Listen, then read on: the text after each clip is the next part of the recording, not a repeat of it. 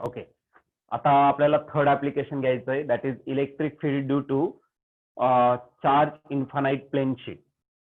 Third नंबरची case, C नंबरची. Electric field म्हणा, नाहीतर इलेक्ट्रिक फील्ड इंटेन्सिटी म्हणा. इलेक्ट्रिक फील्ड इंटेन्सिटी कशा रिप्रेझेंट करणार, तर लेटर ई ने रिप्रेझेंट करणार. म्हणजे आपल्याला ई या ठिकाणी फाइंड करायचं. Electric field intensity due to a charge uniformly charged due to uniformly charged infinite plane sheet.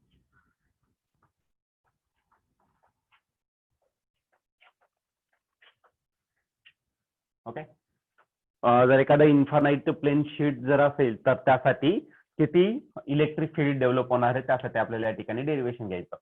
आता बघा, प्लेन शीट जर घेतला तर या प्रकारचा तो शीट असणार. ठीक आहे, एक पट या प्रकारचा हे असणार, सरफेस असणार.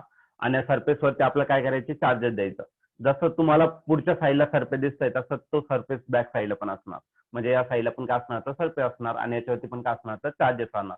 इन्फानाइट किती पण लांब घेऊ शकता तुम्ही, तुम्हाला वाटतं तिथपर्यंत. ठीक आहे, मग आपण याला काय करू, तर या प्रकारे असं प्लेस करू, म्हणजे तुम्हाला डायग्राम काढायला बेटर होईल. बरं का नाही, 3 डायमेन्शन मध्ये काढण्यापेक्षा आपण त्याला काय करू, तर 2 डायमेन्शन मध्ये काढायचं, थोडंसं बेंड करावं लागेल. मग एक काय घेतला, तर मी एक प्लेन शीट घेतला आणि तो काय केला, तर या प्रकारे प्लेस केलेला आहे या ठिकाणी. एक काय करायचं, तुम्हाला युनिफॉर्म प्लेन शीट घ्यायचा. तर आला तुमचा प्लेन शीट. तर मी स्टार्ट करतोय डायग्राम काढायला आणि त्याच्यामध्ये किती इलेक्ट्रिक फील्ड डेव्हलप होणार आहे ते आपल्याला या ठिकाणी फाइंड करायचं आहे. आला तुमचा प्लेन शीट. ठीक आहे,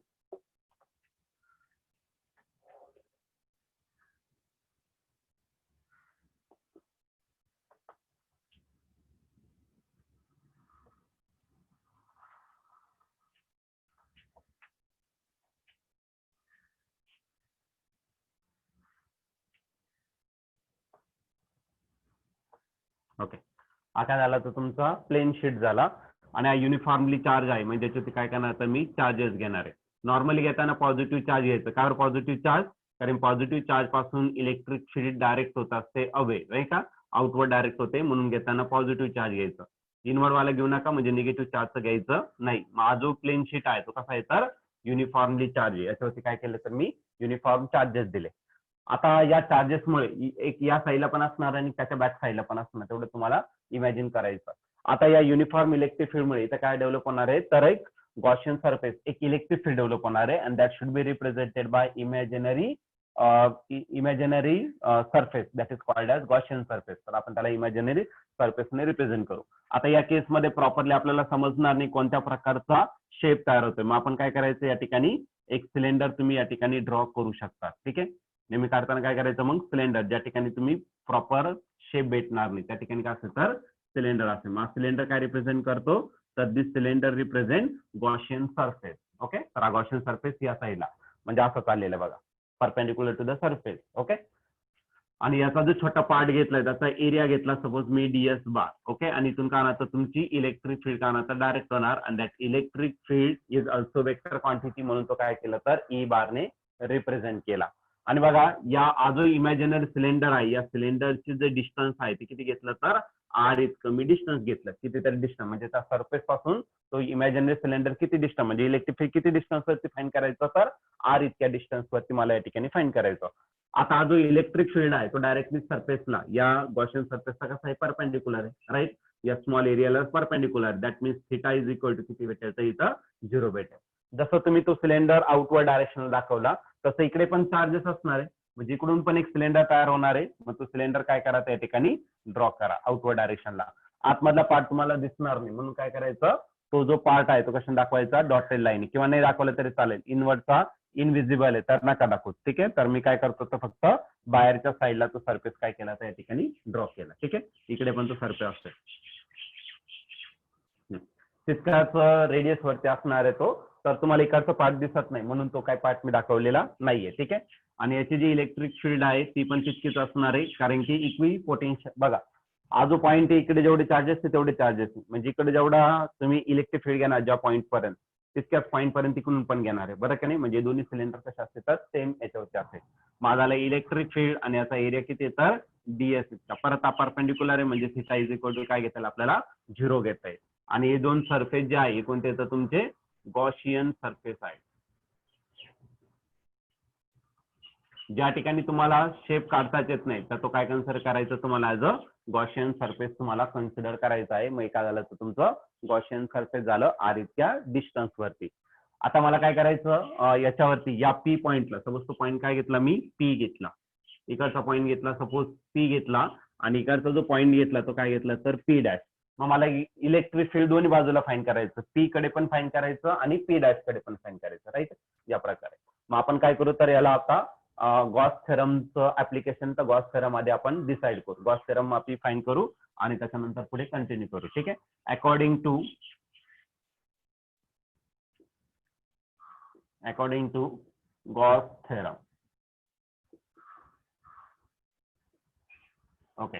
काय गॉस थेरम तर जो फ्लक्स डेव्हलप होणार आहे टोटल फ्लक्स तो असणार आहे चार्ज पर युनिट का असेल तर परमिटिव्हिटी. परमिटिव्हिटी कोणाचं तर फ्री स्पेस. तर मी काय घेतलं तर एप्सिलॉन 0 घेतलं. फाय इज इक्वल टू काय घेतलं तर क्यू डिवायडेड बाय एप्सिलॉन 0. आता आपल्याला काय करायचं फॉर्म्युला पुट करायचा. आज आला तर गॉस थेरमचा बेसिक फॉर्म्युला. आता आपण काय करू तर हा जो फ्लक्स आहे त्याचा बेसिक फॉर्म्युला जो आहे तो घेऊ. अकॉर्डिंग टू गॉस थेरम हा फॉर्म्युला आणि जनरल फॉर्म्युला आपण या ठिकाणी पुट करणार. व्हॉट इज जनरल फॉर्म्युला तर by integration of E cos theta into DS. आणि जर तुम्ही वेक्टर मध्ये घेतलं तर कॉस थिटा घ्यायची गरज नाही आणि जर तुम्हाला वेक्टर रिप्लेस करायचं तर तुम्ही कॉस थिटा घेऊ शकता. पहिले सगळं मी वेक्टर मध्ये रिप्रेझेंट करतो. माझ्याला ई बार आणि डॉट करायला तर तुमचा डीएस बार आणि इज इक्वल टू काय असेल तर तुमचं क्यू डिवायडेड बाय एप्सिलॉन 0 हे झालं तुमचं गॉस थेरम आणि त्याचा फॉर्म्युला फ्लक्सचा फॉर्म्युला हे दोन्ही पुट करून मी या ठिकाणी इक्वेशन लिहिलेलं आहे. पण बघा या ठिकाणी जर तुम्ही ऑब्झर्व केलं तर हा इलेक्ट्रिक फील्ड फक्त या पॉईंटमुळे तयार होते, या पॉईंटमुळे पण तयार होतो, बरं का नाही. म्हणजे हा जो इलेक्ट्रिक फील्ड आहे तर हा पॉईंट घेऊ आपण सपोज कोणासाठी घेतला तर यासाठी घेतला पी डॅश. अजून यासाठी पण आहे मग त्याला पण काय करा तर इंटिग्रेशन मध्ये लिहू आपण. इंटिग्रेशन ऑफ का असेल तर ई बार इंटू का असेल तर डीएस बार. पण कोणत्या पॉईंट साठी तर पी साठी. म्हणजे इलेक्ट्रिक फील्ड या दोघांमुळे तयार होणार आहे. मग दोघांसाठी घ्यायचं पी पॉईंट कडे पण आणि पी डॅश कडे पण तुम्हाला इंटिग्रेशन घ्यावं लागेल. इकडची टोटल इलेक्ट्रिक फील्ड आणि इकडची टोटल फ्लक्स, इकडचा टोटल फ्लक्स इकडचा दोन्हीकडचा फाईंड करायचा आपल्याला म्हणून दोन्ही ठिकाणचं आपण या ठिकाणी पुट केलेलं आहे. आता याला काम करू आपण वेक्टर काढून टाकू आणि त्याला मॅग्निट्यूड मध्ये कन्वर्ट करून टाकू. मग मॅग्निट्यूड मध्ये जर कन्वर्ट केलं तर इंटिग्रेशन ऑफ करायचं तर E cos theta into ds कोणत्या पॉईंट कडे तर पी पॉईंट कडे plus integration of E bar dot ds bar काढून टाका त्याला स्केलर मध्ये कन्वर्ट करू. ई कॉस थिटा इंटू काय भेटायचं तुम्हाला डीएस आणि तो कोणत्या पॉईंट साठी तर पी डॅश साठी इज इक्वल टू करायला तर Q divided by epsilon not हे झालं तुमचं स्टँडर्ड इक्वेशन. पण बघा दोन्ही केसमध्ये थिटाची व्हॅल्यू किती आहे 0 आहे. As electric field is perpendicular to the surface then theta is equal to 0. मग याला काय करू आपण इक्वेशन 1 कन्सिडर करू किंवा काही गरज नाही आपण डायरेक्टली पुढे त्याला कंटिन्यू करू, ठीक आहे. त्याला पुढे कंटिन्यू करू. तर आता थिटाची व्हॅल्यू किती पुट करायची आपल्याला 0 पुट करायचं. Put theta is equal to 0 degree किंवा if theta is equal to 0 degree then cos 0 degree that means cos theta is equal to काय असेल तर 1 असेल, बरं का नाही. cos 0 ची व्हॅल्यू किती असणार आहे 1 असणार आहे. मग ती व्हॅल्यू आपण या ठिकाणी पुट करतोय. मग आता बघा पहिली जी व्हॅल्यू आहे ती काय तर integration of E cos theta. Cos थिटाची व्हॅल्यू किती झाली 1 झाली आणि आपण साठी तर पी पॉईंट साठी प्लस इंटिग्रेशन ऑफ काय असेल तर ई डीएस पण कोणत्या पॉईंट साठी तर पी डॅश साठी आणि इक्वल टू करायला तर क्यू अपॉन एप्सिलॉन 0 हे झालं तुमचं. हा फॉर्म्युला कंटिन्यू केला फक्त कॉसची व्हॅल्यू आपण या ठिकाणी पुट केला. पण बघा इलेक्ट्रिक फील्ड आर इतक्या पॉईंट वरती घेतला आणि या आर इतक्या पॉईंट वरती कोणत्याही पॉईंटला घ्या तुम्ही आर इतक्या पॉईंट वरती इलेक्ट्रिक फील्ड नेहमी कॉन्स्टंट राहील. आर जर कमी केला पण त्या प्रत्येक पॉईंट साठी इलेक्ट्रिक फील्ड काय राहणार आहे कॉन्स्टंट राहणार आहे. म्हणजे इलेक्ट्रिक फील्ड या ठिकाणी कॉन्स्टंट आहे म्हणून त्याला काय करा इंटिग्रेशनच्या बाहेर काढून घ्या, ठीक आहे. मग इंटिग्रेशनच्या बाहेर जर आलं तर इंटिग्रेशन मध्ये काय राहणार तर डीएस राहणार कोणत्या पॉईंट साठी तर पी पॉईंट साठी. परत हा इंटिग्रेशनच्या बाहेर ई आला तुमचा आणि इंटिग्रेशन मध्ये काय घेतलं तर डीएस पण हा कोणत्या पॉईंट साठी तर आहे तुमचा पी डॅश साठी आणि इज इक्वल टू करायला तर Q upon epsilon 0. What is integration of ds? Integration of ds is the surface area. आणि इंटिग्रेशन म्हणजे पूर्ण सरफेस एरिया, आणि पूर्ण सरफेस एरिया किती भेटेल तर ए इतका. आपल्याला सध्या माहित नाही, आपण जनरल पुट करू. मग integration of ds is the total surface area, it is represented by capital ए. मग झाला ई, आणि याच्या जागी मी काय करणार तर कॅपिटल ए पुट करणार. पी पॉईंट साठी पण तेवढाच असेल एरिया, आणि पी डॅश घेतला तरी तितकाच राहील. मग याचा जो इंटिग्रेशन आहे तो काय असेल तर ई इंटिग्रेशन ऑफ ds ची व्हॅल्यू काय असेल तर एरिया इज इक्वल टू करायला तर Q divided by epsilon 0, where integration of ds for p point as well as p dash point is a. E into a plus e into a किती झाला 2 into EA. मग याचा answer येणार आहे 2 into electric field into area, आणि राहिला Q upon epsilon 0. आता आपल्याला फक्त इलेक्ट्रिक फाईन करायचं. 2 आणि ए एरिया इकडे मल्टिप्लाय, इकडे काय होणार तर डिवाइड होणार. मग E इज इक्वल टू करायला तर Q divided by 2 epsilon 0 into area. आता याला अरेंज करून घेऊ. मग इलेक्ट्रिक फील्ड जर घेतला तर काय असेल तर चार्ज पर युनिट एरिया असतो आपल्याकडे सरफेस चार्ज डेन्सिटी. मग त्याला सेपरेट करू, बाकीच्या टर्म सेपरेट करून टाकू. म्हणजे 1 डिवायडेड बाय 2 एप्सिलॉन 0 आणि राहिला Q divided by A, and the charge per unit area is nothing but the surface charge density, and it is represented by letter sigma. तो असेल तुमचा Q divided by A. मग electric field is equal to 1 divided by 2 epsilon 0, and this total term is replaced by sigma. आणि याला arrange जर केलं तर electric field भेटेल सिग्मा डिवायडेड बाय तो एप्सिलॉन 0. हे झालं तुमचं प्लेन शीट साठी. ठीक आहे.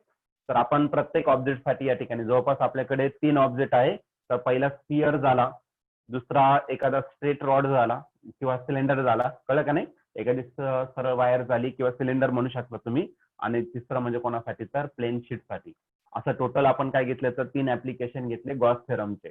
गॉस थेरम याच्या आधीच आपलं 11th स्टँडर्डला झालेलं आहे, तर गॉस थेरम कोणी विचारणार नाही, पण त्याच्यावरती जे ऍप्लिकेशन आहे तर ते विचारले जाऊ शकतात, आणि प्रत्येकाचा फॉर्म्युला तुम्हाला माहित असणं गरजेचं आहे. फॉर्म्युला माहित, व्हॅल्यू पुट करावं लागेल, आणि काही कन्सेप्ट असेल त्या यूज करून तुम्हाला न्यूमेरिकल सॉल्व्ह करणं गरजेचं असेल. ठीक आहे. तर आपल्याला पुढचा पॉईंट घ्यायचं इलेक्ट्रिक पोटेन्शियल एनर्जी किंवा इलेक्ट्रोस्टॅटिक पोटेन्शियल एनर्जी. इलेक्ट्रिक म्हणण्यापेक्षा इलेक्ट्रो म्हणा. Electrostatic potential energy. ओके. आता what is electrostatic potential energy, त्याच्या आधी एक कन्सेप्ट आपण काय करू तर या ठिकाणी स्टडी करू. बघा, कोणतेही 2 चार्जेस घेतलं, जर सपोज तुम्ही आपल्याकडे 2 प्रकारचे चार्जेस आहे, एक पॉझिटिव्ह चार्ज आहे, दुसरा निगेटिव्ह आहे. समजा दोन्ही पॉझिटिव्ह चार्ज असेल तर त्या ठिकाणी असतं फोर्स ऑफ रिपल्शन, राईट. दोन्ही निगेटिव्ह असेल तरी फोर्स ऑफ रिपल्शन असतं. आणि दुसरा जो आहे तर तो काय असेल तर तुमचं दुसरा असेल एक पॉझिटिव्ह निगेटिव्ह, त्यामध्ये फोर्स ऑफ काय असेल तर अट्रॅक्शन असेल, बरोबर की नाही. आता एक चार्ज घेतला आहे, त्याचं काय होणार तर एक फील्ड डेव्हलप होणार आहे. समजा एक पॉझिटिव्ह चार्ज घेतला आणि त्याचं काय होणार तर फील्ड डेव्हलप होणार आहे. समजा कोणता तरी चार्ज पॉझिटिव्ह घेतला किंवा निगेटिव्ह घेतला, काय पण घ्या, ठीक आहे. याचं काय होणार तर त्याच्या सराउंडिंग मध्ये काय होणार तर एक स्पेस क्रिएट होणार आहे. आणि आता मी काय घेतलं म्हणजे इथपर्यंत त्याचं पोटेन्शियल आहे, इथपर्यंत पोटेन्शियल एक्झर्ट करू शकतो, पण याच्या बाहेर गेला तर त्याचं पोटेन्शियल गायब होऊन जातं, बरं की नाही. मग आता दुसरा जर चार्ज आला तर तो सपोज किती डिस्टन्स वरती, पहिल्या चार्ज पासून आर इतक्या डिस्टन्स वरती, पण तो त्या स्पेसच्या बाहेर आहे, बरं की नाही. म्हणजे हा त्याच्यावरती फोर्स एवढा मॅक्झिमम नाही, फोर्स एक्झर्ट होणार आहे पण तो वीक असणार आहे. मग आजच चार्ज आहे तो काय केला तर मी आणखीन मूव्ह केला आणि डिस्टन्स काय होणार आहे कमी होणार आहे, बरं का नाही. मग किती डिस्टन्सने इथून तरी इथपर्यंत घेतला, सपोज dr इतक्या डिस्टन्सने काय केलं मी डिस्प्लेसमेंट केलं. डिस्प्लेसमेंट जर केलं तर याच्यातला जो फोर्स आहे तो पहिल्यापेक्षा पण काय होणार वाढणार आहे, एक अट्रॅक्टिव्ह फोर्स किंवा रिपल्सिव्ह फोर्स, ठीक आहे. आणखीन या ठिकाणी घेतला तर आणखीन वाढणार आहे, बरं का नाही. आणखीन जवळ आला तर फोर्स वाढणार आहे, म्हणजे याचा अर्थ काय त्याचं पोटेन्शियल, म्हणजे दुसरा चार्ज जसा तुम्ही काय करताय मूव्ह करायचा प्रयत्न करता टुवर्ड्स द फर्स्ट चार्ज, तसं काय होतं त्याचं पोटेन्शियल आपल्याला जाणवायला सुरुवात होतं. मग ती जी एनर्जी आहे तर चार्ज मूव्ह केल्यानंतर आर इतक्या डिस्टन्सने मूव्ह केल्यावरती त्याच्यावरती जो फोर्स एक्झर्ट होणार आहे त्याला काय म्हटलं जातं तर इलेक्ट्रोस्टॅटिक एनर्जी म्हटलं जातं. ओके. आता याच्यामध्ये बघा, चार्ज जेव्हा तुम्ही मूव्ह करतात ना तर चार्ज वरती काय होतं एक प्रकारचं बर्डन होतं, कारण की त्यामध्ये एक फोर्स आहे आणि प्लस तुम्ही डिस्प्लेसमेंट करताय, force into displacement is the work done. म्हणजे या केसमध्ये काय होणार तर वर्क डन होणार आहे. आणि अजून जर बघितलं असेल ना तर हा जो फोर्स आहे तो फोर्स या चार्ज कडून या चार्ज कडे अट्रॅक्ट होतो, म्हणजे या साईडला अट्रॅक्ट होतो. आणि जे डिस्प्लेसमेंट चाललंय, डिस्प्लेसमेंट कुठे चाललंय तर टुवर्ड्स द फर्स्ट चार्ज, बरं की नाही. म्हणजे फोर्सची डायरेक्शन इकडे आहे आणि डिस्प्लेसमेंटची डायरेक्शन इकडे आहे, म्हणजे दोघांची डायरेक्शन कशी असणार आहे अपोजिट असणार. आणि ज्या ठिकाणी अपोजिट डायरेक्शन असेल त्या ठिकाणी रिप्रेझेंट करताना तो काय करावा लागेल तर मायनस साईनने तुम्हाला तो रिप्रेझेंट करावा लागेल. बघा कोणतीही सिस्टीम जर असेल तर ती काय करते तर मिनिमम पोटेन्शियल अक्वायर करायचं काम करत असते. मिनिमम पोटेन्शियल एनर्जी बरं की नाही. आता आपली पण बॉडी आपण समजा मोशन मध्ये म्हणजे आपल्यामध्ये कोणती एनर्जी कायनेटिक एनर्जी. मी समजा इथून पिंपळगाव आपल्या क्लास पर्यंत काय गेलो तर पळत गेलो बरं की नाही. पळत गेल्यानंतर माझ्यामध्ये कोणती एनर्जी होती कायनेटिक एनर्जी. पण मी त्याच्या पुढे त्याच एनर्जीने जाऊ शकत नाही कारण की कोणती बॉडी या युनिव्हर्स मधली कोणती बॉडी ती काय करत असते एक मिनिमम एनर्जी अटेंड करायचं काम करत असते and that minimum energy is nothing but the potential energy बरं की नाही. तर ती जी मिनिमम एनर्जी आहे ती काय म्हणतात पोटेन्शियल एनर्जी. आणि पोटेन्शियल एनर्जी कशाच्या टर्म मध्ये घेऊ शकतो तर आपण वर्क डनच्या स्वरूपात घेऊ शकतो. What is electrostatic potential energy. Electrostatic potential energy is the work done against the electrostatic force. हा जो फोर्स एक्झर्ट होतोय त्याच्या अगेन्स्ट जे वर्क डन होत आहे. ओके जेव्हा तुम्ही चार्ज मूव्ह करताय त्याच्यावरती एक फोर्स एक्झर्ट होणार आहे त्याच्या अगेन्स्ट जे वर्क डन होणार आहे त्यालाच काय होणार आहे आपण कशासाठी वर्क डन होणार आहे to achieve the certain configuration म्हणजे मिनिमम कॉन्फिगरेशन कमीत कमी त्याच्यावरती एनर्जी असली पाहिजे त्याला म्हटलं जातं पोटेन्शियल एनर्जी. ती मिनिमम कॉन्फिगरेशन अटेंड करण्यासाठी जे वर्क डन केलं जातं against the force is called as electrostatic potential energy. What is electrostatic potential energy. तर डेफिनेशन क्लिअर करून घ्या. Electrostatic potential energy is the work done against the electrostatic force to achieve the certain configuration achieve करण्यासाठी जे work done केलं जाणार आहे to change in a change. बघा आता पोटेन्शियल किंवा वर्क डन कधी होणार आहे जेव्हा तुमचं सिस्टीम चेंज होते बरं की नाही किंवा सिस्टीमची पोझिशन काय होतात त्या कोऑर्डिनेटचे काय होतात चेंज होतात बरं की नाही. त्यावेळेसच काय होतं तर वर्क डन होत असतं बरं की नाही. मग चेंजेस जे आहेत ते करण्यासाठी जे फोर्सच्या विरुद्ध काम केलं जातं त्याला काय म्हटलं जातं तर इलेक्ट्रोस्टॅटिक पोटेन्शियल एनर्जी म्हटलं जातं. इन शॉर्ट तुम्हाला सांगितलं पोटेन्शियल एनर्जी म्हणजेच काय तर तुमची एक प्रकारची एनर्जी असणार आहे. वर्क डन म्हणजेच एक प्रकारची एनर्जी असेल. मग सर्वात पहिले आपण काय करू तर वर्क डन या ठिकाणी फाइंड करू. What is work done. Work done is force into displacement. आता फोर्स कोणता असेल तर या ठिकाणी असेल तुमचा इलेक्ट्रोस्टॅटिक फोर्स. इलेक्ट्रोस्टॅटिक फोर्स आणि इंटू डिस्प्लेसमेंट. ओके आणि डिस्प्लेसमेंट सपोज आपण आरच्या स्वरूपात घेतो तर स्मॉल डिस्प्लेसमेंट किती होणार आहे तर डीआर इतकं काय होणार तर डिस्प्लेसमेंट होणार. ठीक आहे इंटू काय असेल तर displacement. Work done is the electrostatic force into displacement. Work done represent करणार लेटर डी डब्ल्यू ने. ओके कारण डिस्प्लेसमेंट स्मॉल आहे तर वर्क डन पण काय असणार तर स्मॉल असणार.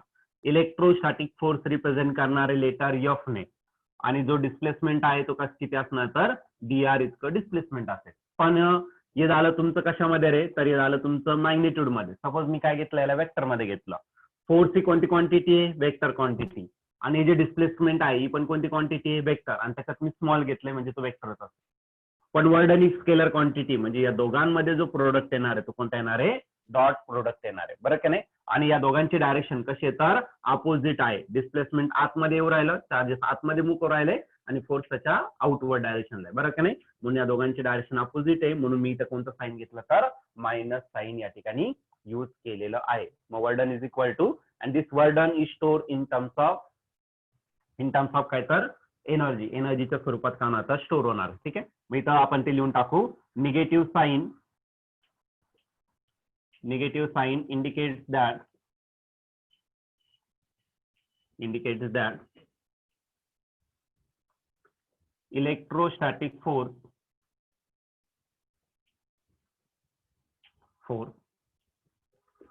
F and distance घेऊ आपण किंवा डिस्प्लेसमेंट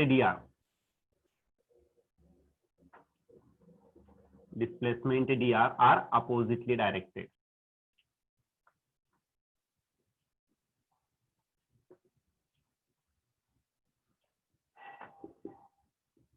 ओके तर हे दोघांची डायरेक्शन कशी तर अपोजिट आहे म्हणून या ठिकाणी कोणतं साइन येणार तर मायनस साइन येणार.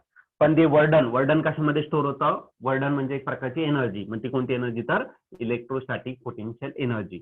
दिस work done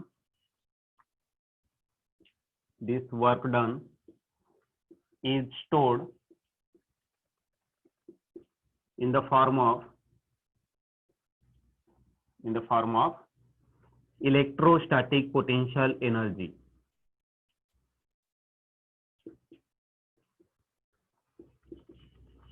electrostatic potential energy. Electrostatic potential energy मध्ये काय होणार तर स्टोअर होणार. ठीक आहे. मग इलेक्ट्रोस्टॅटिक पोटेन्शियल एनर्जी कशाने रिप्रेझेंट करणार तर RdW आहे. मग एनर्जी इलेक्ट्रोस्टॅटिक एनर्जी आपण U ने रिप्रेझेंट करणार. मग स्मॉल पार्ट आहे म्हणून तो काय घेतला तर DU घेतला. ठीक आहे. मग भेटेल therefore DW is replaced by DU and is equal to minus F bar into काय असेल तर तुमचं DR बार असेल. F बार इंटू काय असेल तर DR बार. आणि जर तुम्ही त्याला काढून टाकलं तर तुम्हाला काय घ्यावं लागेल तर थिटा घ्यावं लागेल. आणि थिटा नॉर्मली आपण काय घेतो तर परपेंडिक्युलरच घेत असतो. इलेक्ट्रिक फील्ड नेहमी परपेंडिक्युलर म्हणजे तो 0 असणार. क्लिअर आहे. सध्या राहू द्या, वेक्टर मध्येच राहू द्या, नंतर आपण त्याला स्केलर मध्ये कन्वर्ट करून टाकू. ठीक आहे. स्केलर मध्ये आता आज आला तुमचं इंटिग्रेशनच्या टर्म मध्ये. आता इंटिग्रेशन काढून टाकायचं, सॉरी डेरिव्हेटिव्हच्या टर्म मध्ये झालं बरं का नाही. आणि याला डेरिव्हेटिव्ह काढून टाकायचं तर तुम्ही काय करा तर इंटिग्रेशन घेऊन टाका. मग पुढची स्टेप घेऊ आपण इंटिग्रेटिंग ऑन बोथ साइड. तर दोन्ही बाजूला काय करू तर आपण इंटिग्रेशन घेऊन टाकू. मग इंटिग्रेशन जर घेतला तर U इज इक्वल टू असं लिहा. DU आहे त्याचं इंटिग्रेशन घ्यायचं, याचं इंटिग्रेशन घ्यायचं मायनस F बार इंटू काय भेटला तर तुम्हाला DR बार भेटला बरं की नाही. DU चं इंटिग्रेशन काय येणार फक्त U येणार. जसं आपण लास्ट लेक्चरला बघा पॅरलल आणि परपेंडिक्युलर DM घेतला होता बरं की नाही. त्याच्यात DM ची व्हॅल्यू फक्त M घेतली होती. तसं DU ची व्हॅल्यू काय असेल तर फक्त U असेल. म्हणजे total potential energy is equal to काय असेल तर integration of minus F bar. आता याला काय सॉल्व्ह करणार नाही कारण F ची व्हॅल्यू तुम्हाला दिलेली असेल आणि F आणि R च्या टर्म मध्ये तुम्हाला इक्वेशन असेल तर त्यानुसार तुम्ही सॉल्व्ह करू शकता. मग F बार डॉट काय असेल तर तुमचा DR बार. हे झालं तुमचं इलेक्ट्रोस्टॅटिक पोटेन्शियल एनर्जीचा फॉर्म्युला. बेसिक फॉर्म्युला झाला. त्याच्यानंतर आपण त्याचं एक्सप्रेशन या ठिकाणी घेणारच आहे. इलेक्ट्रिक पोटेन्शियल एनर्जी किती असेल त्यासाठी आपण एक्सप्रेशन घेणार आहे. सध्या फक्त कन्सेप्ट झाली तुमचं. ठीक आहे. कोणताही चार्ज तुम्ही आणला त्याचं सिस्टीम किंवा त्याचं कॉन्फिगरेशन जर चेंज केलं त्याच्यावरती वर्डन होणार आहे आणि ते वर्डन कशामध्ये स्टोअर होणार तर इलेक्ट्रोस्टॅटिक पोटेन्शियल एनर्जी मध्ये स्टोअर होणार आहे. बेटर राहील वेक्टर मध्ये गडबड करून टाकशाल. ठीक आहे. मग सर्वात पहिले मी काय करणार तर एक सिस्टीम घेणार आहे आणि या सिस्टीम मध्ये एक पॉइंट घेतला. कोणत्या पॉइंटला घेतला तर कोणताही पॉइंट घ्या. सपोज O आहे काय घेतला तर मी पॉइंट घेतला आणि त्या ठिकाणी एक चार्ज आहे. कोणता चार्ज घेतला तर Q1 हा एक चार्ज घेतला मी त्या ठिकाणी. ठीक आहे. Q1 हा काय घेतला तर चार्ज घेतला. कोणत्या पोझिशनला तर O पोझिशनला. आता त्याच्यानंतर एक पॉइंट आहे O पासून एक पॉइंट घेतला. सपोज तो किती डिस्टन्स वरती असेल तर A या पॉइंटला घेतला. O पासून एक पॉइंट घेतला. A किती डिस्टन्स वरती असेल तर पहिल्या पॉइंट पासून R1 इतक्या डिस्टन्स वरती असेल इनिशियल. ओके. आणि त्या ठिकाणी जो चार्ज आहे तो काय घेतला तर मी Q2 घेतला आणि याच्यावरती एक फोर्स एक्झर्ट होणार आहे आणि तो जो फोर्स आहे तो काय असेल तर F इतका. कोण फोर्स एक्झर्ट करताय Q1. कोणावरती फोर्स एक्झर्ट करताय Q2 वरती. कारण हा सिस्टीम मधला आपला मेन टार्गेट आहे. कळलं का नाही. हा सिस्टीम आहे आपलं आणि बाकीचे उरलेले चार्जेस आहे. कळलं का नाही. मेन टार्गेट आहे आणि आपल्याला मूव्ह करायचा आहे. Okay. This charge is called as test charge. याला काय म्हणू शकता टेस्ट चार्ज. आणि जर सपोज तुम्हाला टेस्ट चार्जच्या स्वरूपातच घ्यायचं असेल test charge always represented by Q0. Test charge कशाने केला तो Q0 आणि युनिट पॉझिटिव्ह चार्ज असतो. ठीक आहे. आणि नेहमी घेताना पॉझिटिव्हच घेतला जातो. मग जर तसं घ्यायचं असेल तर तुम्ही मी डायरेक्ट जनरल सांगत होतो तर वाटतं पुस्तकासारखं तुम्हाला लिहून देतो. मग Q0 हा काय घेतला तर आपण टेस्ट चार्ज घेतला आणि या ठिकाणी जो चार्ज घेतलेला तो काय घेतला तर कॅपिटल Q इतका घेतला. ओके. तर दोन्ही चार्ज मी सपोज पॉझिटिव्ह घेतले. नॉर्मली आपण पॉझिटिव्ह साठी डिसाइड करतो. निगेटिव्ह चार्जेस सहसा घेणार नाही आपण. ठीक आहे. काय पॉझिटिव्हच कारण पॉझिटिव्ह चार्ज पासून इलेक्ट्रिक फील्ड डायरेक्ट होत असते आउटवर्ड आणि निगेटिव्ह साठी इनवर्ड डायरेक्ट होत असते. म्हणून आपण पॉझिटिव्ह चार्जचा कॉम्बिनेशन या ठिकाणी घेणार आहे. आणि हा जो चार्ज आहे Q0 तो काय करायचा आपल्याला मूव्ह करायचा आहे आणि या सिस्टीम मध्ये कुठेतरी नवीन पॉइंट आणायचा. सपोज तो पॉइंट काय घेतला तर B घेतला आणि हा जो B पॉइंट आहे तर Q पासून किती डिस्टन्स वरती राहील तर R2 इतक्या डिस्टन्स वरती राहील. मग R1 हा मोठा आहे आणि R2 कसा लहान आहे. म्हणजे हा charge Q0 bring to the new position that is B position. B पोझिशनला आपल्याला काय करायचं ब्रिंग करायचं बरं का नाही. R कमी होणार आहे मग त्याच्यामधलं इलेक्ट्रोस्टॅटिक पोटेन्शियल एनर्जी पण काय होणार इन्क्रीज होणार. ठीक आहे. मग या प्रकारे मग हा जो पॉइंट आहे सपोज या पॉइंटला आपण डिस्प्लेस करतोय इथपर्यंत कुठेतरी आला. एक छोटासा पार्ट घेऊ आपण आणि इथपर्यंत जे डिस्प्लेसमेंट झालेलं आहे तर ते आपण कन्सिडर करू डी आर इतकं काय झालं तर त्याचं डिस्प्लेसमेंट झालं. कोणताही पॉईंट घ्या तुम्ही, किती लांब याच्यावरती घ्या. ठीक आहे, तर हे झालं तुमची डायग्राम. मग सर्वात पहिलं आपण काय करू, तर याच्यावरती किती फोर्स एक्झर्ट होणार या दोघांमुळे. ठीक आहे, the electrostatic force exerted due to charge Q and Q naught. तर तो आपण या ठिकाणी काय करू, तर फाइंड करून घेऊ. ठीक आहे, तर सर्वात पहिले फोर्स फाइंड करून घेऊ आपण, कारण की फॉर्म्युला माहिती आहे तुम्हाला. यूचा फॉर्म्युला काय तर integration of minus D F D R, म्हणून आपण आधी एफ फाइंड करून टाकू. The electrostatic force exerted due to charge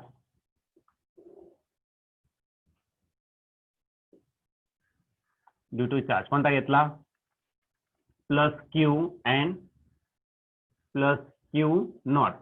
taste charge, this is called test charge. आणि त्याच्यावरती आपण एक्सपेरिमेंट करतो, टेस्ट करतो, बरं का नाही. आणि तो नेहमी क्यू नॉट ने रिप्रेझेंट केला, तो test charge is. Okay, electrostatic फोर्सचा आपल्याला फॉर्म्युला आपण सुरुवातीला बघितला किंवा 11th स्टँडर्डला बघितलेला आहे, मी सांगितलं होता. तर याचा फॉर्म्युला आहे 1/4πε0. दोन्ही चार्जेसचं मल्टिप्लिकेशन म्हणजे क्यू इंटू क्यू नॉट आणि डिवाइड बाय काय घेतला, त्या दोघांमधलं डिस्टन्स. त्या दोघांमधलं डिस्टन्स किती आहे, तर सध्या आहे R1. त्याचं काय करायचं, तुम्हाला स्क्वेअर करायचा आहे.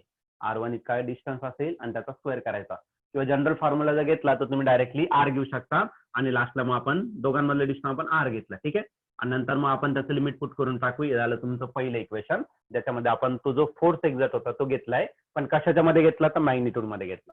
ठीक आहे, फोर्स झाला. आता आपण काय करू, तर पोटेन्शियल एनर्जी फाइंड करू. Okay, the electrostatic potential energy is. Okay, electrostatic potential energy जर घेतलं तर त्याचा फॉर्म्युला आपण इतक्यात घेतला, U is equal to integration of minus F into काय घेतला, डी आर. तर मी फक्त स्केलर फॉर्म मध्ये घेतोय, मायनस साईन तुम्हाला घ्यावंच लागेल कारण तिथं अपोजिशन आहे. ओके, आणि अपोजिशन तुम्हाला मायनस साईनच रिप्रेझेंट करायचं. Integration of minus F, F ची व्हॅल्यू आपण ऑलरेडी फाइंड केली, ती पुट करून टाका 1/4πε0. आणि पुढे करायला तर Q into Q naught divided by R square आणि इंटू काय असेल तर तुमचं डी आर. क्लिअर आहे. आता इंटिग्रेशन त्याच घेता येईल आपल्याला, जे व्हेरिएबल आहे, जे कॉन्स्टंट टर्म्स आहे त्याला काय करा, इंटिग्रेशनच्या बाहेर. जसं की 1/4πε आणि क्यू आणि Q0 ही कॉन्स्टंट आहे, त्याला काय करा, इंटिग्रेशनच्या बाहेर घेऊन टाका. मायनस क्यू आणि क्यू नॉट न्यूमरेटर मधून कॉमन आला आणि डिनॉमिनेटर मधून 4πε0 आणि इथं राहिलं काय तर 1/r स्क्वेअर आणि इंटू करायला तर डी आर राहिलेला आहे. तर या टर्म्स आपण काय घेतल्या, तर कॉमन घेतल्या. आता बघा इथं इंटिग्रेशन विथ रिस्पेक्ट टू काय आर, म्हणजे इथं लिमिट कोणाचं घ्यावं लागेल, तर आरच घ्यावं लागेल. मग सर्वात पहिला सर्वात तो कुठे होता, आर पॉइंटला होता आणि फायनली कुठे आणायचं आपल्याला, R2. म्हणजे पहिलं डिस्टन्स R1 होता आणि दुसरं काय होतं, तर R2. म्हणजे R इज इक्वल टू पहिलं R1 राहील आणि फायनली त्याला कुठे आणायचं, तर R2 असेल. क्लिअर आहे. इनिशियली कुठं होता आणि फायनली कुठे आहे, म्हणजे लोअर लिमिट आहे त्याचं आणि अप्पर लिमिट आहे, सुरुवातीचा आणि शेवटचा लिमिट. ठीक आहे, मग R1 is equal to R1 and R is equal to R2 इज त्याचे लिमिट. आता इंटिग्रेशन सॉल्व्ह करायचं. इंटिग्रेशनचे मी काही फॉर्म्युले तुम्हाला ऑलरेडी सांगितलेले. ठीक आहे, तर काय काय फॉर्म्युले ते बघू आपण. हा, इंटिग्रेशनचा फॉर्म्युला आहे integration of X raise to N DX. काय याचा फॉर्म्युला, तर याचा फॉर्म्युला आहे X raise to n+1 divided by n+1 plus C. C कधी घ्यायचा, जर इनडेफिनाइट इंटिग्रल असेल तर, डिफाईन असेल केलेलं तर सी घ्यायचा. आणि जर डिफाईन केलेलं आहे तर सी घ्यायची गरज नाही, ऑलरेडी मी डिफाईन केलेलं आहे, म्हणजे सी ची गरज नसणार आहे आपल्या सोल्युशन मध्ये. ठीक आहे, आता आम्ही एक इंटिग्रेशनचा फॉर्म्युला घेतला, सपोज एक्स स्क्वेअर डीएक्स घेतला, तर याचा आन्सर येणार आहे 2+1 करायचं म्हणजे 3 डिवायडेड बाय 3 आणि प्लस सी येणार. पण हा जो नंबर आहे 1/r आहे, बरोबर की नाही, 1/r स्क्वेअर आहे. सपोज मी इथे एक्स स्क्वेअर घेतला आणि इंटू डीएक्स, याचं इंटिग्रेशन कसं घ्यायचं, तर या ठिकाणी एकदम सोपं मेथड आहे. हा x⁻² आहे, न्यूमरेटरला गेलं तर x⁻² होणार, बरं की नाही, आणि इंटू करायला तर dx झाला. मग याच्यात +1 करायचा, मग -2 + 1 म्हणजे राहिला -1, म्हणजे राहिला x⁻1 डिवायडेड बाय -1 आणि राहिला +c. -1 पुढे घेऊन टाका, -x⁻1 + c. X raise to -1 minus आहे, डिनॉमिनेटरला घेतलं तर प्लस होईल, बरं का नाही? म्हणजे याचा answer 1 divided by -1 divided by X plus C. -1 होता तो एक्स झाला. म्हणजे एक्स रेस टू -2 चं इंटिग्रेशन काय तर -1/x. मग 1/r² चं इंटिग्रेशन काय येणार आहे? -1/r येणार आहे. ओके, -1/r येणार आहे. आणि 1/x³ चं इंटिग्रेशन काय आलं असतं? तर ते आलं असतं तुमचं काय? -1/2x आलं असतं. कळलं का नाही? म्हणजे x² होणार आहे -2 आणि डिवाइडेड बाय -2 मायनस मग 1/2x असं येतं. ठीक आहे, तर तुम्ही इंटिग्रेशन आता सध्या जेवढं माहिती गरजेचं आहे तेवढं मी सांगून दिलं. बाकी तुम्ही जेव्हा इंटिग्रेशन मॅथ मध्ये बघाल त्यावेळेस तुम्हाला समजून जाईल. ठीक आहे, ऍक्च्युअली मी डायरेक्ट सांगितलं असतं पण आता तुम्हाला माहित नाहीये तर एवढे स्टेप मला सांगणं गरजेचं होतं. ठीक आहे, तर आता आपण ते फॉर्म्युला या ठिकाणी पुट करून टाकू. मग काय भेटेल बघा, हा जो इलेक्ट्रोस्टॅटिक पोटेन्शियल एनर्जी तो तसाच लिहिला minus capital Q into Q not, त्याला डिवाइड केलं कशाने तर 4πε0 ने. 4πε0 ही टर्म आपण ऍज इट इज घेऊन टाकलं आणि याचं जे इंटिग्रेशनचं आन्सर येणार आहे ते -1 डिवाइडेड बाय काय आला तर r, आणि r चं लिमिट आहे r is equal to r1 and r is equal to r2. दोन्ही लिमिट या ठिकाणी पुट केलं. आता बघा याचा आन्सर मायनस आहे आणि ऑलरेडी मायनस आहे, दोन्ही मायनस का होणार आहे? मायनस मायनस बिकम प्लस, मग दोन्ही प्लस साइन मध्ये कन्वर्ट होऊन जाईल. मग u इज इक्वल टू काय भेटेल तर q into Q naught divided by 4πε0 आणि इथं राहिलं फक्त 1 डिवायडेड बाय r आणि लिमिट राहिलं r is equal to r1 to r is equal to r2. Clear आहे? तर मायनस मायनस साइन फक्त मी कॅन्सल केलं.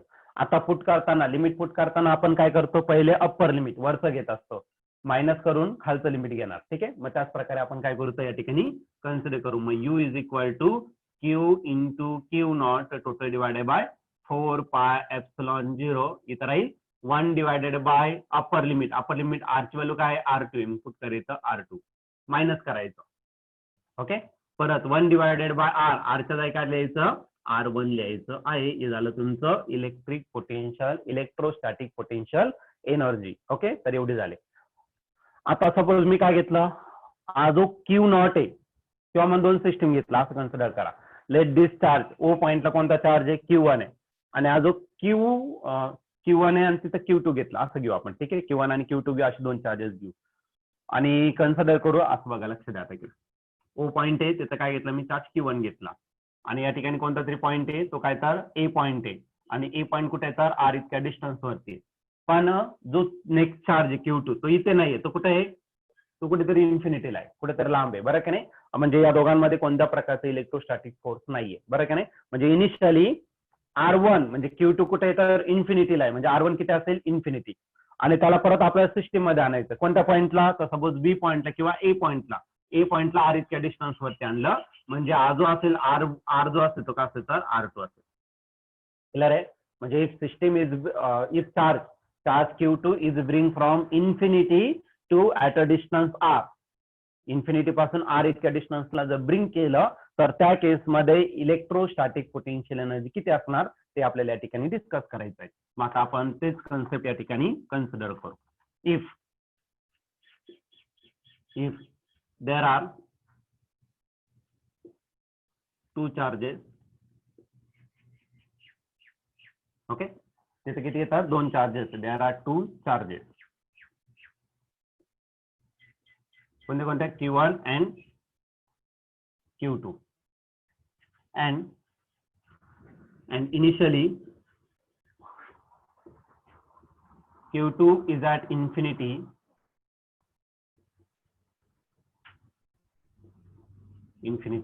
and it is bring to the in a system at a distance r, and it is bring in a system your configuration म्हणा in a system at a distance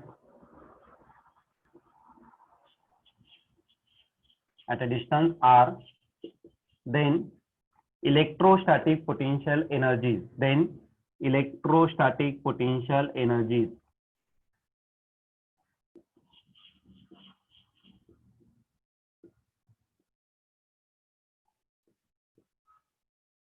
electrostatic potential energy is, तर electrostatic potential energy किती असेल, ठीक आहे. Then electrostatic potential energy is,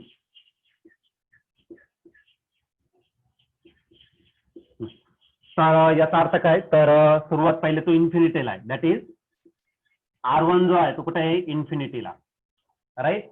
आणि कुठं आणायचं आहे, RS च्या डिस्टन्स वरती. अँड R2 जो असेल तो कुठं आणायचा, तर तुम्हाला सिस्टीम मध्ये आणायचा आहे, म्हणजे RS च्या डिस्टन्स वरती आणायचा, बरं का नाही. सुरुवातीला इन्फिनिटीला होता, नंतर R2 आपल्याला RS च्या डिस्टन्स वरती आणायचा. मग त्या केसमध्ये इलेक्ट्रोस्टॅटिक पोटेन्शियल एनर्जी किती असेल. आणि अजून महत्वाचं काय, अजून काय, Q जो आहे, Q च्या जागी मी काय करणार आहे, Q1. Okay. Also capital Q is equal to Q1 and Q0 जो आहे तो काय असेल, तर Q2 असेल. म्हणजे आपलं स्टँडर्ड इक्वेशन भेटेल आपल्याला.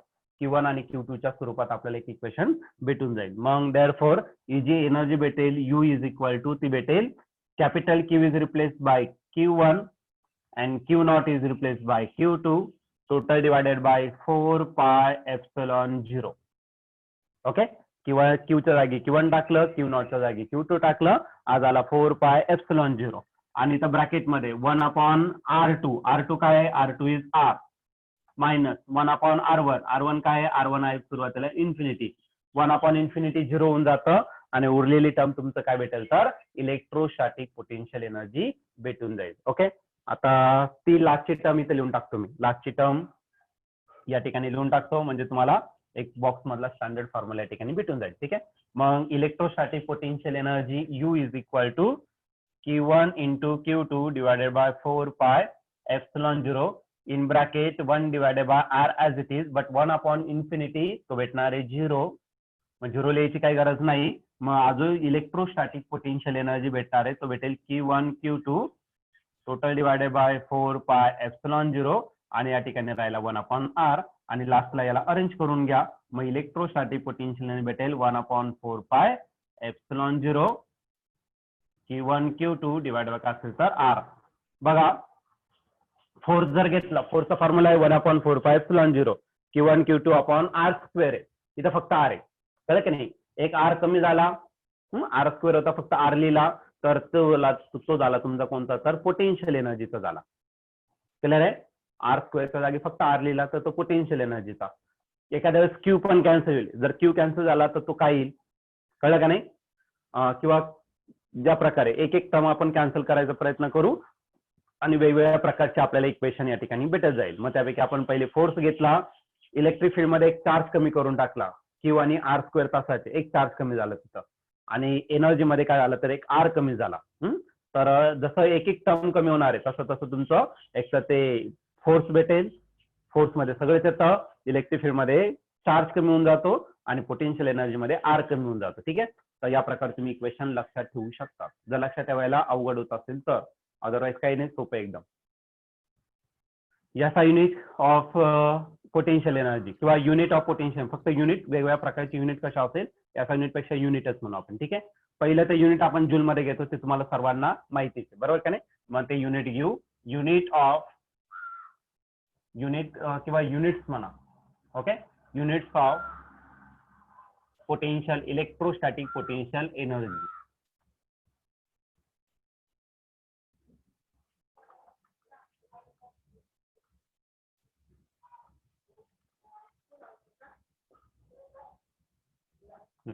तर पहिलं जे युनिट आहे तर ते काय असणार, तर जूल. याचा युनिट जर घेतलं, याचा युनिट असे तुमचं joule.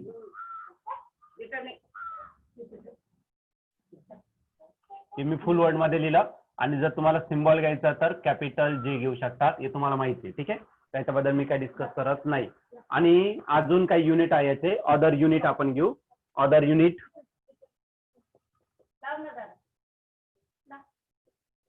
other unit of electrostatic potential unit. Okay.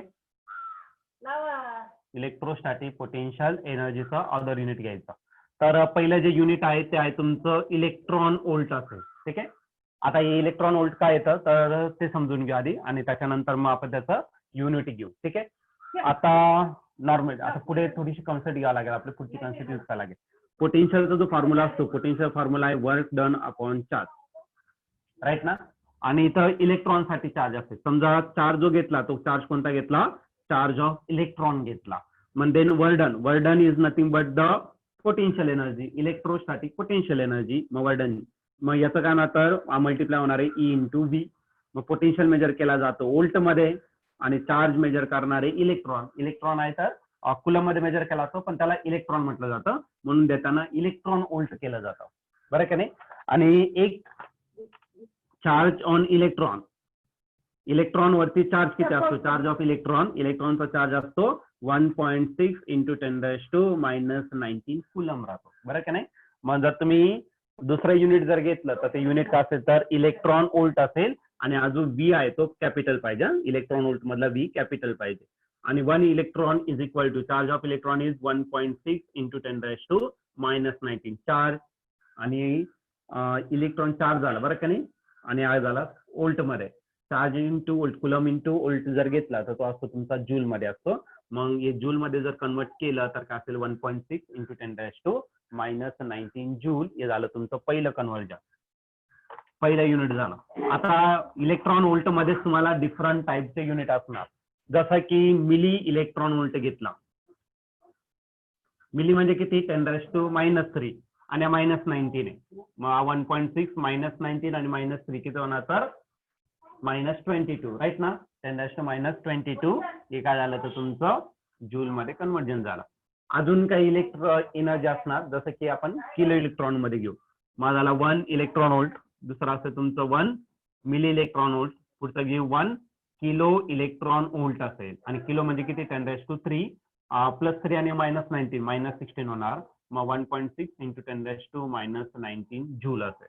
आणि अजून एक युनिट असेल मेगा इलेक्ट्रॉन वोल्ट. मेगा म्हणजे किती, 10⁻6 आणि तो -19, 6 गेलं तर -13 होणार.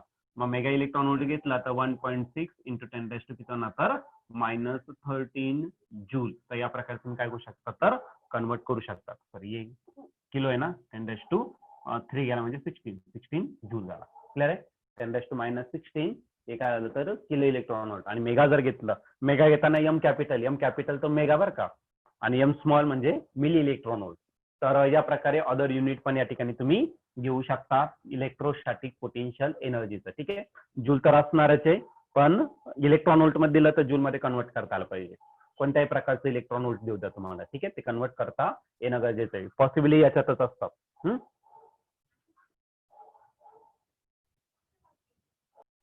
नेक्स्ट कॉन्सेप्ट या ठिकाणी डिस्कस करणार आहे, दॅट इज इलेक्ट्रोस्टॅटिक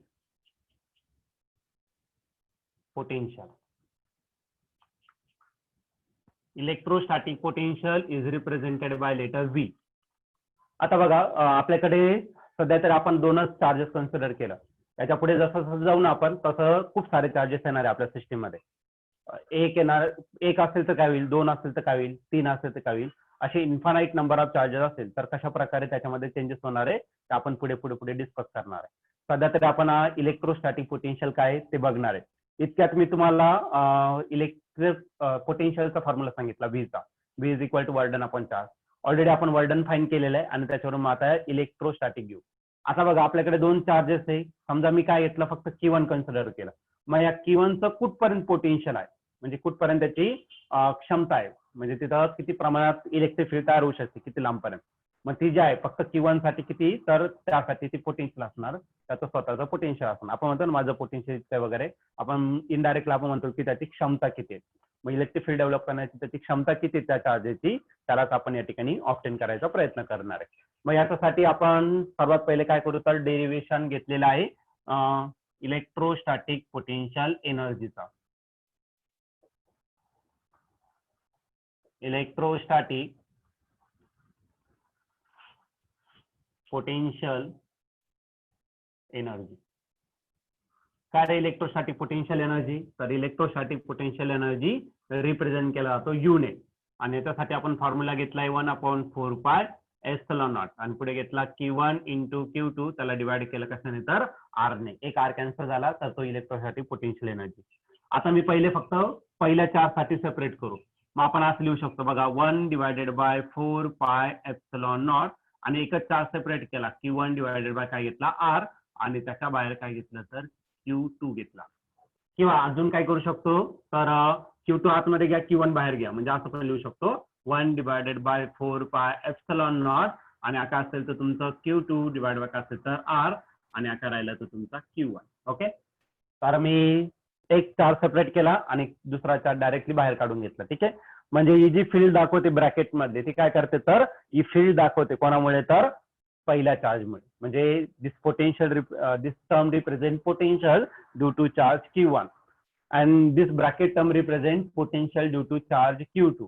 मग ही जी एनर्जी आहे तर ही एनर्जी आपण अशा प्रकारे लिहू शकतो, एनर्जी इज इक्वल टू हा पोटेन्शियल येणार आहे किती डिस्टन्स वरती तर R इतक्या डिस्टन्स वरती, कोणामुळे तर चार्ज Q1 मुळे. मग याला V1R कन्सिडर करू शकता. ठीक आहे, potential at a distance R due to charge Q1 आणि इंटू काय राहिला तर तुमचा Q2, किंवा आई जर टर्म घेतलं potential at a distance R, R हे सफिक्स घेतो बरं का, आर मी काय घेतोय सफिक्स घेतो इथं, आणि कोणामुळे तर ड्यू टू चार्ज Q2 आणि इंटू काय असेल तर तुमचा Q1. मग this term this bracket term represent the potential, तर ती काय रिप्रेझेंट करते तो तुमचं पोटेन्शियल, किंवा हिअर करा वेर म्हणायच्या V1R and V2R represent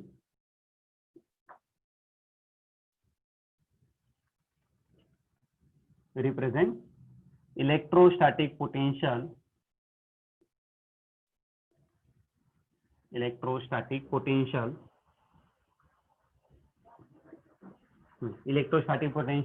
कोणामुळे due to charge Q1 and Q2 respectively. Potential electrostatic potential due to charge Q1 and Q2 respectively.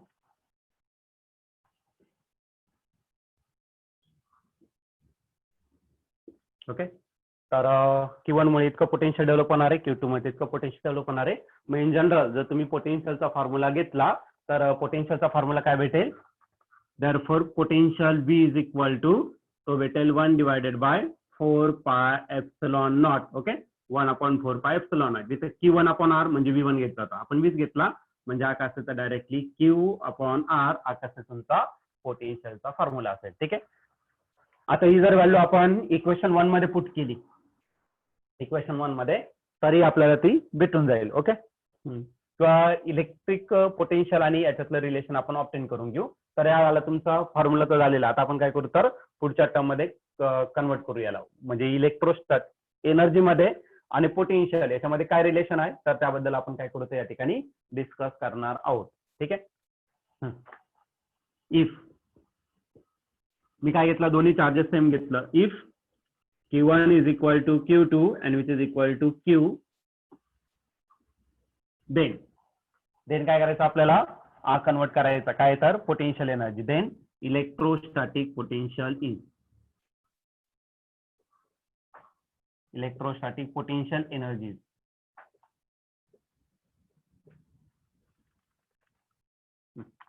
Electrostatic potential energy कशाने रिप्रेझेंट केला गेला तर U ने रिप्रेझेंट केला, आणि याचा फॉर्म्युला काय आहे तर याचा फॉर्म्युला आहे 1/4 पाय एप्सिलॉन नॉट, आणि Q1 पण Q आहे, Q2 पण Q आहे, म्हणजे Q चा काय झाला स्क्वेअर झाला, आणि डिवायडर काय राहिला तर R.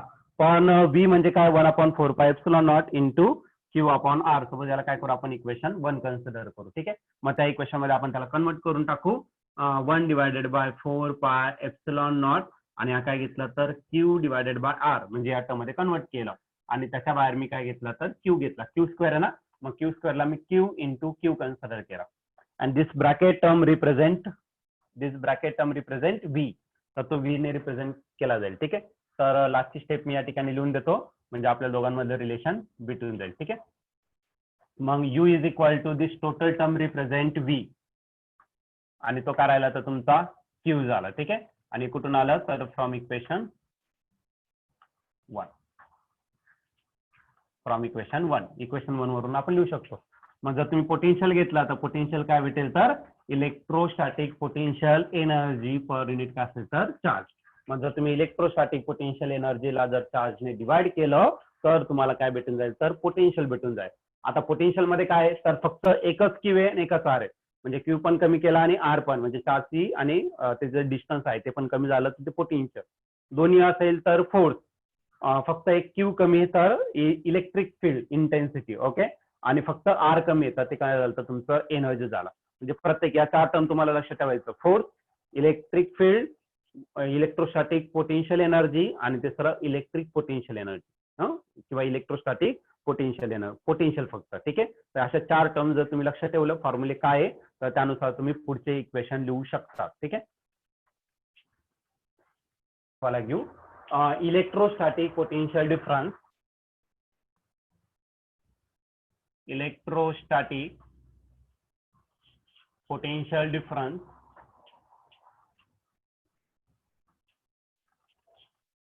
बिटवीन दोन पॉइंट मध्ये घ्यायचं आपल्याला. Between any two point, between any two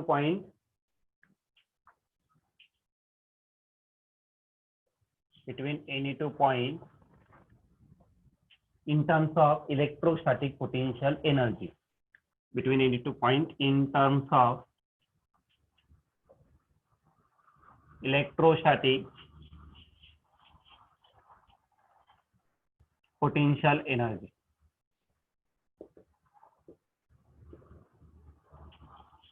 okay. आता आपण इतक्यात पोटेन्शियलचा फॉर्म्युला घेतलेला आहे. पोटेन्शियलचा फॉर्म्युला काय घेतला आपण तर वर्क डन किंवा पोटेन्शियल एनर्जी पर युनिट काय घेतला तर चार्ज घेतला. बरोबर की नाही. या प्रकारे आपण घेतलेला आहे. आता चार्ज आपल्याला तोच घ्यायचा, एकच चार्ज आहे त्याचं पोटेन्शियल फाइंड करायचं. पण तो डिफरन्स काढायचा. डिफरन्स म्हणजे दोन दोन पॉईंटला घ्यायचं. दोन पॉईंटचं पोटेन्शियल काय आहे त्या चार्जसाठी तर ते घ्यायचं. म्हणजे हा चार्ज आहे तुमचा आणि एक पोटेन्शियल या ठिकाणी फाइंड केलं, दुसरा या ठिकाणी फाइंड केलं किंवा तिकडे फाइंड केलं. मग या दोन पॉईंट मध्ये किती डिफरन्स आहे तो आपल्याला ठिकाणी फाइंड करायचा आहे. तर या ठिकाणी मी पोटेन्शियल घेतला, सपोज V2 घेतला, याला रिअरेंज करू. V2 घेतला तर आज असणार आहे तो U2 राहील. चार्जेस करायचं त्यातून मायनस करायचं मला काय तर V1 मायनस करायचा. म्हणजे यातून मायनस काय करावं लागेल तर तुम्हाला U1 करावं लागेल. आणि जो चार्ज आहे तो आपल्याला एका चार्जचं पोटेन्शियल फाइंड करायचा. म्हणजे तो क्यू तसाच ठेवला. ठीक आहे. आता चेंज इन पोटेन्शियल आहे. पोटेन्शियल जर चेंज असेल, चेंज जर असेल तो कशाने बँक केला जातो तर डेरिव्हेटिव्ह म्हणजे झाला डीव्ही. आणि हा change in potential electrostatic potential energy तो कशाने बँक करणार तर डीयू. आणि आपण काय झाला तर क्यू झाला. But this electrostatic potential energy is store in terms of work done. बरं ना. वर्क डन मध्ये पण स्टोर करू शकता. मग तुम्ही असंही फॉर्म्युला घेऊ शकता काय तर d V is equal to d W upon काय असेल तर Q, where d U is equal to d W. Okay. Work done आणि इलेक्ट्रोस्टॅटिक पोटेन्शियल दोन्ही सेम असेल. ठीक आहे. मग याचं जर तुम्ही युनिट घेतलं कोणाचं पोटेन्शियलचं तर ते युनिट काय असेल तर ते एकदा डिस्कस करून घेऊ. याचा युनिट ऑफ पोटेन्शियल. पोटेन्शियल कशाने मी करतो तर V ने रिप्रेझेंट करतो. आता वर्डन कशामध्ये मेजर करणार आहे जूल मध्ये. आणि चार्ज कशामध्ये कुलम. तर जूल पर कुलम हे याचा युनिट नाही म्हणता येणार आपल्याला. पण जूल पर कुलम म्हणजे कोणी एक्सप्लेन केलं तर पोटेन्शियल हे वोल्ट नावाच्या सायंटिस्टने. मग याचं जे युनिट असेल ते काय असेल तर वोल्ट असेल. V capital. आणि जर पूर्ण वर्ड लिहायचं तर VOLT तुम्ही लिहू शकता. याचं डायमेन्शन काय असेल तर ते घेऊ. वर्डनचं युनिट आहे जूल आणि जूल आहे kg मीटर स्क्वेअर पर सेकंड स्क्वेअर.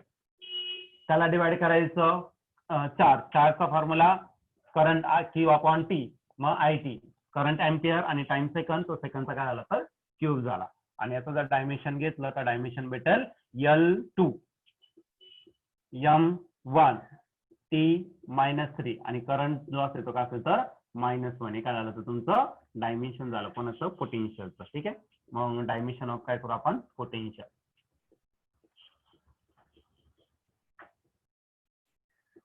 पोटेन्शियलचं डायमेन्शन तुम्ही या प्रकारे घेऊ शकता. तर हा झाला पोटेन्शियल डिफरन्सचा फॉर्म्युला. तर पोटेन्शियल यूज करायचा पोटेन्शियल डिफरन्स ते तुम्ही आता कंडिशननुसार डिसाईड करायचं. ठीक आहे. म्हणजे या प्रकारे तुम्ही पोटेन्शियल आता आपण खूप जास्त काही आज स्टडी नाही केलेला आहे. बऱ्याच साऱ्या नवीन कॉन्सेप्ट आपण आज स्टडी केला आहे. ठीक आहे.